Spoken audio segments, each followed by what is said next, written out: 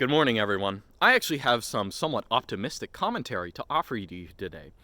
This is in reference, in fact, to the Kyle Rittenhouse self-defense/homicide trial, which only recently consummated yesterday.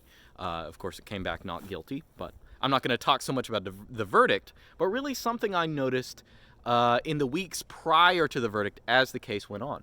Now, as a preface, I will say on the internet, and I, of course, am guilty of this as well. I will be the first to say that I am, but I see many other people guilty of this as well, so I will condemn us all at once, okay?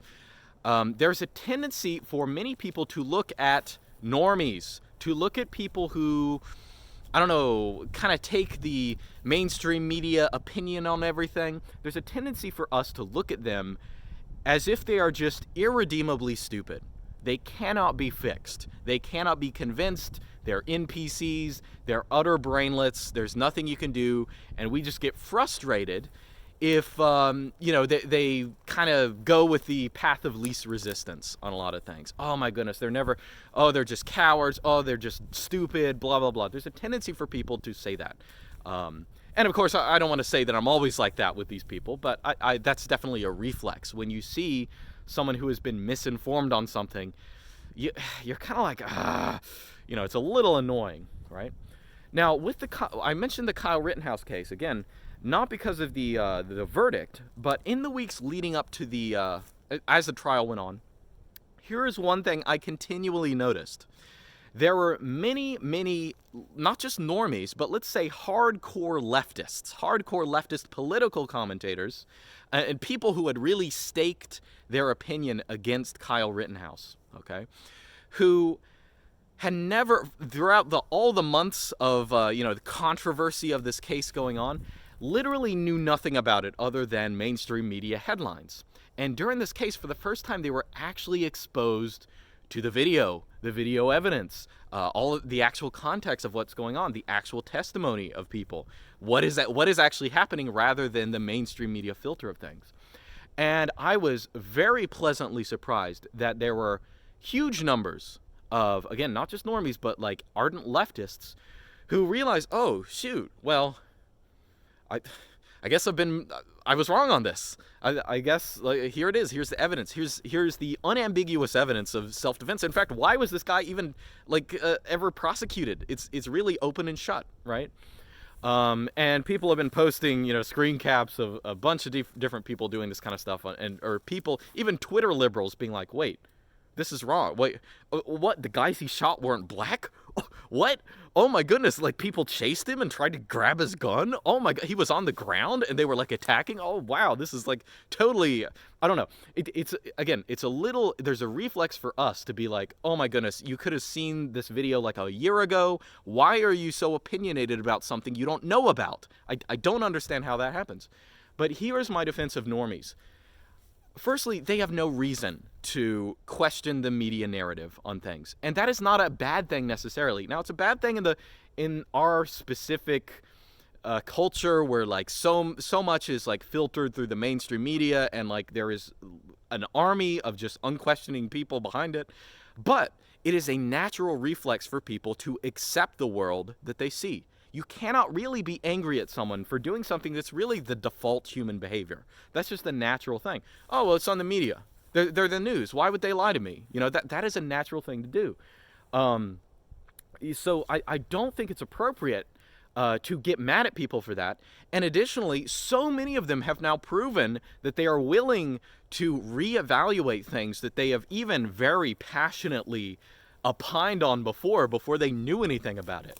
I think that is one of the things that you really cannot be angry at these people for doing. So one thing that I see a lot is that, in the past years, I've tried very hard not to do this myself, and I think generally I don't, but I got to try harder. But there are a lot of people who will just get really upset or just perturbed or disheartened when you see someone just parroting kind of the mainstream narrative on things as if there is some magical force that's going to, red pill them or something.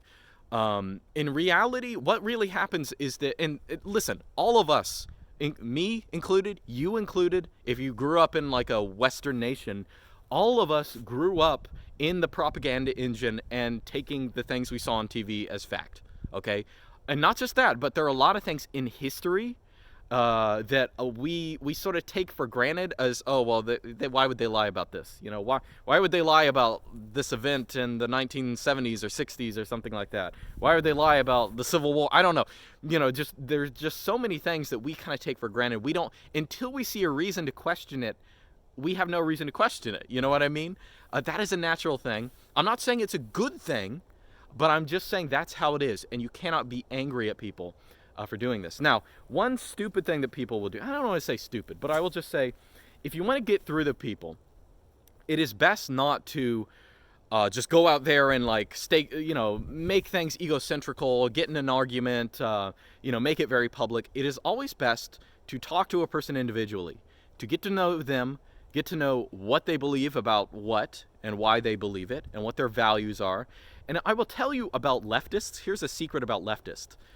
100% of them have some kind of heresy in their brain, okay? I guarantee you, this is like without, I grew up in Atlanta, for example, and I knew many, many extreme leftists, but growing up in Atlanta, for example, you're not going to be too blue-pilled about racial things, okay? You're just going to know some things that you don't want to admit.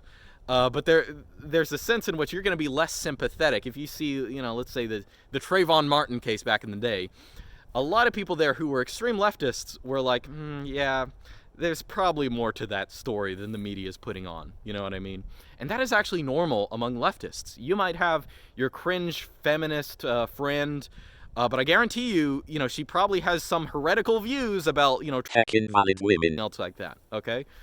And that is how you have to look at these people. Like, none of them are perfectly loyal. None of them, there is no perfect NPC. You know what I mean? That's what I'm trying to say. You can get through to these people. Not all of them are just totally unreasonable. They might be very unreasonable about specific things. I mean, this is actually a Kaczynski point, right?